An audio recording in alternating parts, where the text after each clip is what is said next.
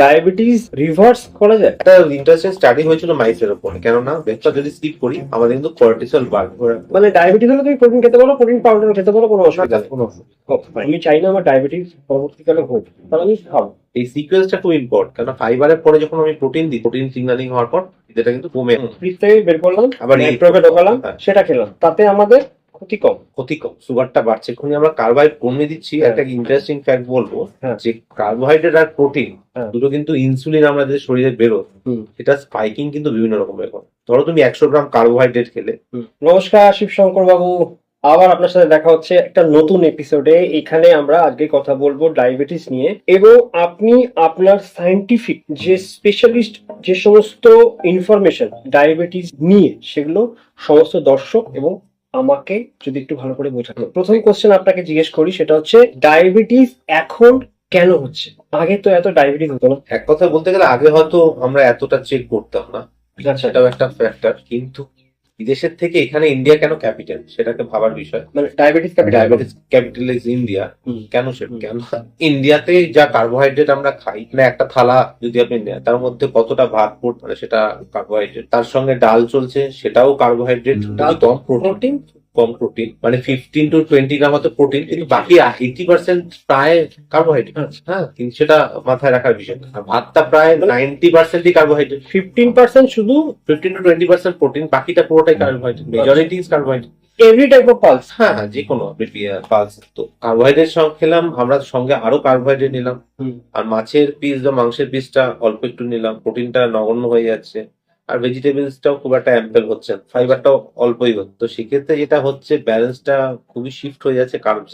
তো সেটা খেতে খেতে লং টাইম যখন আমরা খাচ্ছি, আর ভাত এগুলো তো গ্লাইসেমিক ইন্ডেক্স অনেকটা বেশি, তো যখন বেশি আমরা গ্লাইসেমিক ইন্ডেক্স যেটা হচ্ছে আমাদের কত তাড়াতাড়ি সুগারটা আমাদের বডিতে যখন খাচ্ছি, তো খাবার থেকে কত তাড়াতাড়ি সুগারটা রিলিজ হচ্ছে, অ্যাবজর্ব না রিলিজ হচ্ছে। হ্যাঁ, কত তাড়াতাড়ি রিলিজ হচ্ছে এবং সেটা অ্যাবজর্ব হচ্ছে এবং ব্লাডে কত তাড়াতাড়ি ওটা রিফ্লেক্ট হচ্ছে। মানে বিএমআর এর সাথে কোনো যুক্ত না।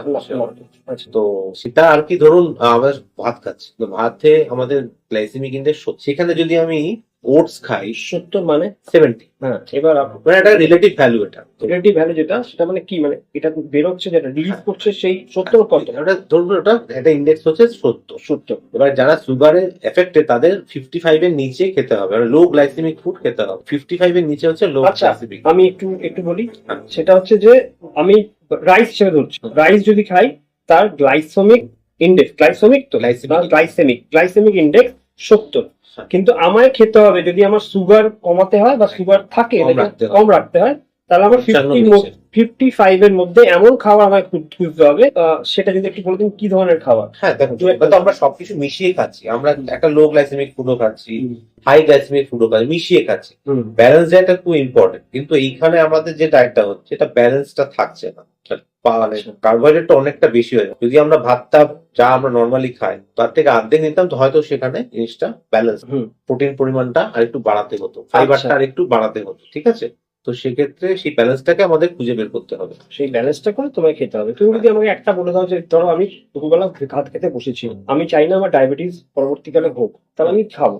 ধরো আমি ভাত নিলাম, ডাল নিলাম, আমার ওয়েট ধরো 70 কেজি, সেক্ষেত্রে যদি একটুখানি আমার থালাটা একটু বর্ণনা করে দাও। হ্যাঁ, প্রথমে আগে যেটা আমাদের খেতে হবে সেটা হচ্ছে ফাইবারটা কেন আগে খাবেন, যেমন স্যালাড। হ্যাঁ, তো প্রথমে আমাদের স্যালাডটা নিতে হবে, শসা, টমেটো, গাজর, পেঁয়াজ স্টার্ট করলাম। বা হ্যাঁ, যারা আরো অনেক কিছু হয়, ক্যাপসিকাম হয়, আরো বিভিন্ন রকম লেটুস, এগুলো হয়, লিভস হয়। তো যেই যেরকম খেতে পারে, যেগুলো আমরা কাঁচা খেতে পারি বা ভালো করে ধুয়ে, অবশ্যই মানে এক বাটির মতো খেলাম। তো এটা আমরা ফাইবারটা খেয়ে নিলাম। ওকে, তারপরে যেটা আমরা বাড়িতে যে তরকারি হচ্ছে সেগুলো আমরা খেলাম, ভেজিটেবলস। হ্যাঁ, যতটা অয়েল মিনিমাম যতটা কমানো যায়। তারপর যেটা আমরা প্রোটিন, সেটা আমরা খাই, মাছ, ডিম, মাংস, যেটা হলো প্রোটিন। এই সিকোয়েন্সটা খুব ইম্পর্টেন্ট, কারণ ফাইবারের পরে যখন আমি প্রোটিন দিই, পেটটা কিন্তু ভরে আসছে, খিদেটাও কিন্তু কমছে, প্রোটিন সিগন্যালিং হওয়ার পর খিদেটা কিন্তু কমে আসছে। তারপরে আমরা যদি ভাত একদম অল্প, মানে ধরুন 50 গ্রাম চাটানি ভাত সঙ্গে ডালটা দিয়ে খেলি, তাহলে আমার কিন্তু খিদেটা অনেকটা কমে আসবে। 50 গ্রাম বলতে আমার ধরুন একটা কাপ এরকম, এটা আপনি মেপে নিতে পারেন 50 গ্রাম। তো ওটা একটা ব্যাপার। তো ওটা আমি যখন খাচ্ছি, সেটা কিন্তু আমাদের সুগারটা তাহলে কম বাড়বে, মানে ফাইবার আগে দেওয়ার পর যখন ভাত খাচ্ছি কম বাড়বে। আরেকটাও ইন্টারেস্টিং ফ্যাক্ট, ভাতটা যদি আমি ঠান্ডা করে গরম করি, তাতে রেজিস্ট্যান্স স্টার্ট হয়, সেটা কিন্তু সুগারটা আরেকটু কমিয়ে দেবে। ধরুন আপনার নর্মালি ভাত খেলে যদি 30 বাড়ে, সেখানে 15 বার। আমি আবার হাত তুলছি। স্যার আমাকে একটা কথা বলো, ধরো আমরা অনেকে করলাম ফ্রিজে রেখে দিলাম, ফ্রিজ থেকে বের করলাম আবার মাইক্রোওয়েভে ঢোকালাম, সেটা খেলাম, তাতে আমাদের ক্ষতি কম, সুগারটা বাড়ছে কম, গ্লাইসেমিক ইন্ডেক্সটা কমে যাবে। ওকে, ফ্যান্টাস্টিক নিউ তথ্য। হ্যাঁ বলো। প্রোটিন খেলে তো ভাত খেলে, বাস এইভাবে খেতে হবে। হ্যাঁ, তারপরে আমি টক দই বা এগুলো অ্যাডিটিভ ডেজার্ট হিসাবে সেটা আপনি একটু টোটাল কত গ্রাম মোটামুটি হচ্ছে তাহলে ধরো সব মিলিয়ে একটা যদি মোটামুটি আইডিয়া, মানে এক বাউল আমি নিচ্ছি হচ্ছে তোমার প্রথমে খেলাম স্যালাড, তারপর ভেজিটেবল মোটামুটি ওই ধরুন এক বাটি খেলাম, প্রোটিন খেলাম যা আমার একটু আমাদের আগের ভিডিওটা দেখতে হবে, বাড়ি দিলে ভালো হয়, আগের ভিডিওটা বাড়ি 1.5x করলে ভালো হয়, যেটাতে আপনি যদি 50 গ্রাম বা 60 গ্রাম মাছ খান আপনি 100 গ্রাম খেলে বেটার। ওকে ঠিক আছে, প্রোটিনটা একটু হাই না দিলে যদি আপনি ডায়াবেটিস কন্ট্রোল করতে চান তাহলে আপনার মাসেল লসও হতে পারে, কার্বোহাইড্রেট যেহেতু কমিয়ে দিচ্ছে। আচ্ছা, অনেকে খায় না কার্বোহাইড্রেট খেতেই চায় না। যখনই আমরা কার্বোহাইড্রেট কমিয়ে দিচ্ছি, একটা ইন্টারেস্টিং ফ্যাক্ট বলবো হ্যাঁ। যে কার্বোহাইড্রেট আর প্রোটিন হ্যাঁ। দুটো কিন্তু ইনসুলিন আমাদের শরীরে বেরো, সেটা স্পাইকিং কিন্তু বিভিন্ন রকমের হয়। ধরো তুমি 100 গ্রাম কার্বোহাইড্রেট খেলে সেটা যতটা ইনসুলিন রেইজ করবে বডিতে, সেটা কিন্তু আমি 200 গ্রাম প্রোটিন খেলে ততটাই ইনসুলিন রেইজ। আচ্ছা ওকে, তো আমি যখন কার্বোহাইড্রেট কমিয়ে দিচ্ছি, প্রোটিনটা কিন্তু আর একটু বাড়াতে হবে, নাহলে ইনসুলিনটা কমে যাবে, তাতে বডির ওয়েটটাও কমে যাবে। দুর্ধর্ষ একটা জিনিস, মানে আমি যদি বুঝতে পারি, আমি জাস্ট বলছি একবার, মানে আমি 200 গ্রাম যদি প্রোটিন খাই তার জন্য আমার যে ইনসুলিন বেরোবে যেটা লাগবে আমার, ঠিক আছে, মানে আমার মানে শরীরের জন্য অ্যাসিমিলেট করতে আমাকে সেটা great, and that is good for you health, মানে এরকম ভাবেই খেলে বেটার। এই জন্য কার্বোহাইড্রেটটা খাবারে প্রোটিনটা একটু বাড়াতে হবে, মানে খাবারও রাখতে হবে, একদম ছেড়ে দেওয়ার ব্যাপার না, একদম ছেড়ে দেওয়াটা একদমই যাবে না। আচ্ছা, তাহলে কর্টিসল কিন্তু বাড়বে। হ্যাঁ, এটা খুব ব্যাপার, যারা কিটো ডায়েট করে আচ্ছা স্ট্রেস কিন্তু কর্টিসল বাড়ে। তো অনেকে অনেক মিথ থাকে, ব্রেকফাস্ট খাবো কি খাবো না, কিটো এটা নিয়েও কিন্তু আমরা ডায়েটের একটা নিয়ম। আরেকটা বলতে চাই, ব্রেকফাস্ট খাবো কি খাবো না, অনেকে একটা থাকে, ব্রেকফাস্ট কিন্তু স্কিপ করা উচিত নয়, কেননা ব্রেকফাস্ট যদি স্কিপ করি আমাদের কিন্তু কর্টিসল বাড়বে।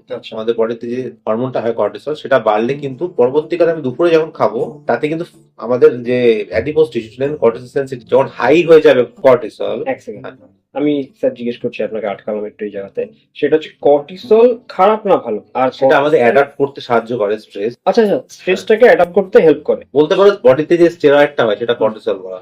মানে যদি আমি সকালে ব্রেকফাস্টটা নিই তাহলে আমার কর্টিসল লেভেলটা কম থাকবে, আর যদি আমি না নিই তাহলে কর্টিসলটা বেড়ে গেল, সেটাকে আপনার অ্যাডাপ্ট করার জন্য স্ট্রেসটাকে খাচ্ছ না, সুগার লেভেল মেইনটেইন করার স্টেরয়েডটা বাড়লো, কর্টিসলটা বাড়লো, দুপুরে যখন খাচ্ছ তখন সেই কর্টিসল বেড়ে থাকার দরুন সুগারটা কিন্তু স্পাইক হচ্ছে। আচ্ছা আচ্ছা, ওকে, ইনসুলিন রেজিস্ট্যান্সটা কিন্তু বাড়ছে, বেড়ে যাচ্ছে। হ্যাঁ, তো সকালে না খেলে ইনসুলিন রেজিস্ট্যান্স কিন্তু বাড়বে, সেটা কিন্তু করা ভালো না। সেটা দুপুরেরটা আপনি কমাতে পারেন বা স্কিপও করতে পারেন, যদি কারো ডায়েট করতে 2 মিলস এ সে করতে চায়, সকালে আর রাত্রে খেতে পারে, কিন্তু দুপুরেরটা অ্যাভয়েড করতেও পারে, কিন্তু সকালেরটা একদমই না, কারণ সারা রাত ধরে আমরা না খেয়ে আছি, তো সেটা একটা কিন্তু ইম্প্যাক্ট করবে। এই ক্ষেত্রে একটা কোশ্চেন আমার জিজ্ঞেস করতে ইচ্ছা করছে, তোমার সাথে আমার আগেও একটা আলোচনা হচ্ছিল এই ব্যাপারটা নিয়ে, সেটা স্যার তুমি আমাকে বলেছিলে, সেটা হচ্ছে যে আমরা যখন ঘুম থেকে উঠছি, উঠেই ফ্রিজ খুললাম, একটা খেজুর পেলাম বা কাজু পেলাম বা একটুখানি আঙুর পেলাম, মুখে ঢুকিয়ে খেয়ে নিলাম একদম সঙ্গে সঙ্গে, is it good or bad? না, ঘুম থেকে উঠেই খাওয়া উচিত নয়। কতক্ষণ মোটামুটি? 1 ঘন্টা। 1 ঘন্টা রাখতে হবে, এটার কোনো সাইন্টিফিক কারণ? কারণ তখন আমাদের কি হয়, আমাদের যে ঘুমের হরমোনটা হয়, আচ্ছা, মেলাটোনিন আর কর্টিসল, এটা ব্যালেন্সে থাকে, তো ইন্টারাকশন হয়, তারপর আস্তে আস্তে মেলাটোনিনটা সাবসাইড করে। মেলাটোনিন যখন শরীরে থাকবে তখন আমরা একটু ইনসুলিন রেজিস্ট্যান্ট হব, তো তখন খেলে সুগারটা একটু বাড়তে পারে। আমাদেরকে যদি সব ঠিকঠাক না রাখা হয় তখনই আমরা বলি সারাদিন আমরা এনার্জি পাচ্ছি না, আমাদের কষ্ট হচ্ছে, ব্লোটিং হচ্ছে, প্রবলেম হচ্ছে, এগুলো থাকবে না যদি এই ভিডিওগুলোকে তুমি ভালো করে দেখো। এবং তুমি যেভাবে বলো না প্রতিটা জিনিসকে, অনেকে, আমি তোমাকে সত্যি কথা বলছি, অনেকে এটা জানে না, আমাকে ফোনও করেছে অনেকে, তারা এই কথাটা বলেছে। সেকেন্ড কোশ্চেন, ওজন কমাতে ফ্যাট কমাবো না কার্বোহাইড্রেট? হ্যাঁ, এটা খুবই ভালো কোশ্চেন। কার্বোহাইড্রেটটা ওই যে বললাম, যদি বেশি কমাই কর্টিসল বাড়তে পারে। আচ্ছা, খুব বেশি কমানো যাবে না, মোটামুটি পার ডে মোটামুটি যারা ডায়েট করছো মোটামুটি 120 গ্রাম রাখতেই হবে, সেটা ডায়েটিশিয়ানের সঙ্গে কথা বলতেই পারে।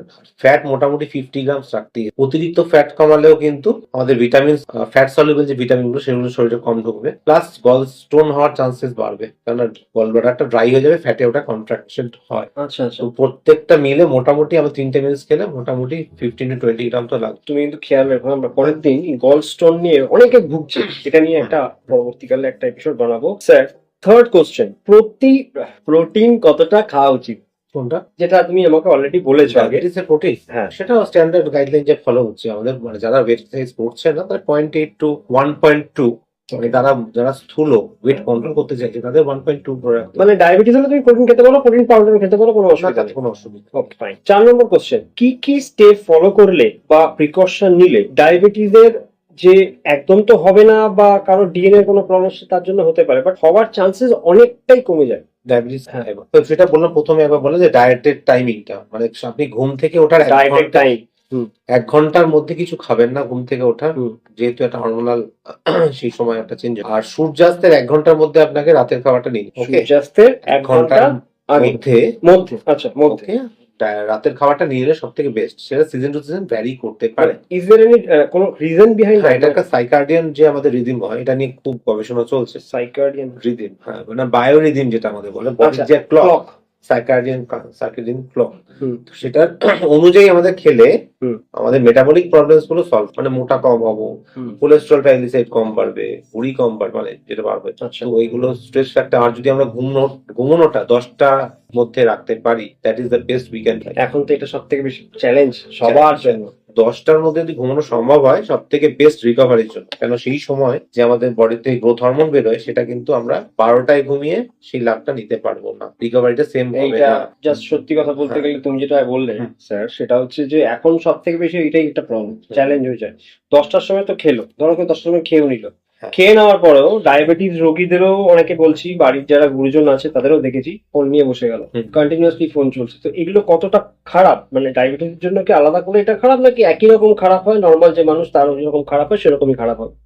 না, তার তো দেখুন, ওটা যদি আপনি মানে রিকভারিটা তো খুব ইম্পর্টেন্ট। ডায়াবেটিস আমাদের প্যানক্রিয়াসটা আস্তে আস্তে উইক হয়। রিকভারি যদি না হয়, তো সেক্ষেত্রে বিটা সেল গুলো উইক হয়ে যাবে, আরো ইনসুলিন রেজিস্ট্যান্সটা বাড়বে। যত আপনি আমাদের ইনসুলিনটা বিটা সেল থেকে বেরোয়, আচ্ছা, প্যানক্রিয়াস, তো সেগুলো আর কি, তো একটা রিকভারির দরকার। সেগুলো পুরো বডিটাই রিকভার কম করবে। আচ্ছা, যত আমি দেরি করে খাবো, ইনসুলিন রেজিস্ট্যান্সটা বাড়বে। ওকে, কেননা কি হয়, আমি যদি ধরুন আমি না রাত 10টায় খেলাম, অ্যাকচুয়ালি মেলাটোনিনটা রাত 9টার থেকে স্টার্ট হয় প্রোডাক্ট। মেলাটোনিন যেটা আমি আগে বলেছিলাম, মেলাটোনিন ঘুমের হরমোনটা, সেটা যখন বডিতে এন্ট্রি নেয়, তখন ইনসুলিন প্রোডাকশন কিন্তু কমে আসে। কেউ যদি বহু বছর ধরে ধরো 11টা 12টাকে কেউ ঘুমোই না, আর সে 12টার সময় খেতেই বসে, তাদের ক্ষেত্রে মেলাটোনিনের গল্পটা কি? ওটা কি চেঞ্জ হয়ে যাবে? বডির ক্লকের মধ্যেই চলবে, কিন্তু সেক্ষেত্রে আমাদের ইনসুলিন প্রোডাকশনটা হ্যাম্পার হচ্ছে, এবং সেক্ষেত্রে আমরা যে সুগার লেভেলটা বডিতে চেক করেন, কিন্তু হাই হয়ে থাকে। 3-4 ঘন্টা পরে হয়তো নর্মাল হতে পারে, সারা রাত ধরে কিন্তু সুগারটা হাই হয়ে থাকলো। এই যে হাইপার গ্লাইসেমিয়াটা হচ্ছে, এটা কিন্তু একটা ওই বিটা সেল গুলোকে ড্যামেজ, তো লং টাইমে সারা ডায়াবেটিক হচ্ছে। এই যে ইনসুলিন রেজিস্ট্যান্সটা হওয়ার জন্য অতিরিক্ত ইনসুলিন প্রোডাকশন শরীরকে করতে হবে, হ্যাঁ, সুগারটাকে ম্যানেজ করার জন্য। এটা করতে করতে জিনিসটা ড্যামেজ হয়ে যাবে, ক্ষতিটা বাড়বে। হ্যাঁ, আর অতিরিক্ত যদি আমরা চিনি খাই, হ্যাঁ, চিনি খেলে অতিরিক্ত ইনসুলিন বেরোচ্ছে। চিনি সব মানে সব জায়গাতে কার্বোহাইড্রেট বেশি খাই, সেক্ষেত্রে অতিরিক্ত ইনসুলিন বেরোয়। আর ইনসুলিন যদি বেরোয়, তার সাথে আরেকটা জিনিস বেরোয়, অ্যামাইলিন। সেটা কি হয়? অ্যামাইলিন। হ্যাঁ, যেটা কিন্তু প্যানক্রিয়াসকে একটা আঠার মতো ওটা ঘিরে রাখে, আঠার মতো কিছুটা ঘিরে রাখে। একটা ধরুন, এটা বিটা অ্যামাইলয়েড প্রোটিন টাইপ, ওটার জন্য প্রোটিন ওটা অতিরিক্ত যদি হয়ে যায়, বিল্ড আপ হয় প্যানক্রিয়াসের গায়ে, সেটা কিন্তু আস্তে আস্তে প্যানক্রিয়াস থেকে আস্তে আস্তে ড্যামেজ হবে। ঠিক আছে, তো এই জন্য আর কি গ্যাপিং রাখাটা খুব দরকার। মোটামুটি আমাদের ধরে রাখুন 13 ঘন্টা আমি খাবো না, বাকি 11 ঘন্টা আমি খাবো। এই 12 থেকে 13 ঘন্টা আমি খাবো না, সেটা বডি রিকভারি করছে। অটোফেজি, যেটা আমাদের নোবেল প্রাইজ পাওয়া, অটোফেজি, তাই নাকি? তারপরে নোবেল প্রাইজও হয়েছে। বডি যতক্ষণ আমি খাচ্ছি না, ইন্টারমিডিয়েন্ট ফাস্টিং ব্যাপার, তো সেটা আমাদের বডিটা স্ক্যাভেঞ্জ করছে, মানে যেগুলো ড্যামেজ সেল সেগুলোকে ঠিক করছে, রিপেয়ার করছে। এই যে টাইমটা আমি খাচ্ছি, তো সেটা আমাদের গ্যাপটা মেনটেন করাটা এই জন্য নেসেসারি। আমি রাত বিরেতে যদি এবার ফিসফুলে খাই, সেটা কিন্তু তাহলে এখন চলে ওটাকে কমাতে হবে, নাহলে ডায়াবেটিসের জন্য খুবই ক্ষতিকারক একটা ব্যাপার, সাধারণ মানুষের জন্য খুব ক্ষতি হতে পারে। তো একটা কোশ্চেন, যেটা লাস্ট কোশ্চেন করে আজকে আমাদের এই প্রোগ্রাম শেষ করবো, সেটা হচ্ছে ডায়াবেটিস রিভার্স করা যায়? ডায়াবেটিস রিভার্স করাটা খুবই চ্যালেঞ্জিং হতে পারে, আর রিভার্স পুরোপুরি কখনো সম্ভব না। কারণ আপনি লং টাইমে যখন প্যানক্রিয়াসটা ড্যামেজ হয়ে গেছে, কিছুটা এরিয়া ফাইব্রোস্ট হয়েছে, জায়গাটা ড্যামেজ হয়ে গেছে, পুরোটা ড্যামেজ হয়ে গেছে। কিছু সেল আছে যেগুলো ফাংশনিংটা কমে এসে, কিছু নর্মাল সেল আছে। ওকে, এবার যখন আপনি ডায়েট করলেন, সবকিছু মেনে চললেন, যেগুলো অসুস্থ সেল সেগুলো হয়তো সুস্থ হলো, তার প্রোডাকশন ক্যাপাসিটি বাড়লো, কিন্তু যেগুলো ফাইব্রোস্ট হয়ে আছে সেগুলো তো আপনি অ্যাক্সেস করতে পারছেন না, সেখান থেকে কিছু বেরোচ্ছে। বাকি যে সেলটুকু বেঁচে আছে fibrosis equals to damaged. Damage cell, তো সেগুলো থেকে আপনি প্রোডাকশনটা পাচ্ছেন। এছাড়াও যেগুলো স্টেম সেল আমরা তৈরি করছে সেটা কিন্তু আর কি সেখান থেকে আর কি নতুন নতুন বিটা সেল কিছুটা তৈরি হয়, কিন্তু খুবই স্লো প্রসেস। আর এই স্টেম সেলটা হচ্ছে আমাদের বডির মধ্যে কিছু সেলস থাকে যেগুলো যে কোনো সেলের তৈরি হতে পারে, জন্ম থেকেই রয়েছে। যত আমাদের বয়স বাড়বে সেই সেলের পুলটা কমতে থাকবে, নাম্বার অফ সেল কমতে থাকে, এই জন্য আমরা এজ করে যত মানে আমি ঠিকঠাক বুঝতে পারছি না, আমি এটা জাস্ট বলছি একদম নর্মাল ভাষায়।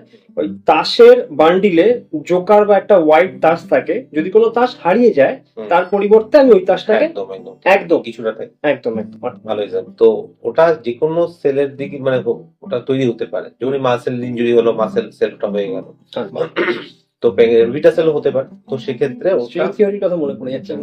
হ্যাঁ, তো সেক্ষেত্রে সেটা আস্তে আস্তে রিকভারি করতে চাইছে, কিন্তু সেটা যদি আমাদের খাওয়া দাওয়া ঠিক না থাকে কটা হবে। একটা ইন্টারেস্টিং স্টাডি হয়েছিল মাইসের উপর, তো সেটা দেখা গেছিল যখন মাইসকে একটা ডায়েট দেওয়া হয়েছিল, মানে ধরুন 10% অফ দ্য ক্যালোরি প্রতিদিন, ঠিক আছে, সপ্তাহে 4 দিন 10% ক্যালোরি খাচ্ছে, যে যা খায় তার 10% খাচ্ছে সপ্তাহে 4 দিন, তারপরে 3 দিন সে যত খুশি খাচ্ছে, অ্যাম্পেল খাচ্ছে। এরকম যদি 8টা সাইকেল চালানো হয়েছে মাইসের উপরে, ডায়াবেটিক মাইসটা কিন্তু নন ডায়াবেটিক হয়, ঠিক আছে, এটা মাইসের উপর স্টাডি, হিউম্যানস কোনো স্টাডি হয়নি, মানে হিউম্যানরা এরকম করেই না হয়তো, মানে সম্ভব নয়। আচ্ছা, তো সেক্ষেত্রে ওটা রিভার্স করা গেছে, কারণ ওখানে নতুন বিটা সেল জন্ম নিয়েছে। মানে খুব ইন্টারেস্টিং একটা ব্যাপার, মানে হচ্ছে কি আমি সারাদিনে যা খেতাম তার 10% আমি খাবো সারাদিনে। হ্যাঁ, ওটা ফাস্টিং মিমিকিং ডায়েট বলে একটা, ফাস্টিং মিমিকিং ডায়েট, মোটামুটি 500 ক্যালোরি ধরে রাখতে হবে, 500 calorie per day for 4 consecutive days পর পর, সেটা কনভার্ট হচ্ছে সেরকম হিসেবে কিছুটা হিউম্যান ডায়েটে। কিন্তু সেটা ফাস্টিং মিমিকিং ডায়েট একটা প্রোটোকল আছে, সেটা প্রোটোকলের পরে আলোচনা করা যেতে পারে, এটা ডক্টর ভ্যাল্টার লম্বোর রিসার্চ, কিন্তু এটা পরবর্তীকালে এটা আলোচ্য বিষয়। কিন্তু এটা হয় যদি বিটা সেল আমাদের মানে আমাদের ফাস্টিং মোডে কিছুটা থাকতে হবে, আলটিমেটলি এটাই। যারা লং ফাস্ট করেন, ধরুন যারা একাদশী বা এক্সারসাইজ করছে, তারা কিন্তু একটা বেটার পজিশন আছে রিকভারিতে জন্য কিছুটা, তবে প্রিকশনস টু বি টেকেন, কারণ বেশি ফাস্টিং করলেও কিন্তু গলস্টোনের দিকে আমরা যেতে পারি, বা গলস্টোন কিভাবে হবে না সেটা পরে আলোচনা করা যেতে পারে। দুর্ধর্ষ টপিকটা চলছিল, কোশ্চেন গুলো মোটামুটি শেষ হয়ে গেছে, আর অনেকগুলো কোশ্চেন থাকবে, কিন্তু আমি দেখতে পাচ্ছি ব্যাটারি আমাদের কিন্তু এখন সাথ দেবে না, হয়তো শরীর সাথ দিতে হবে।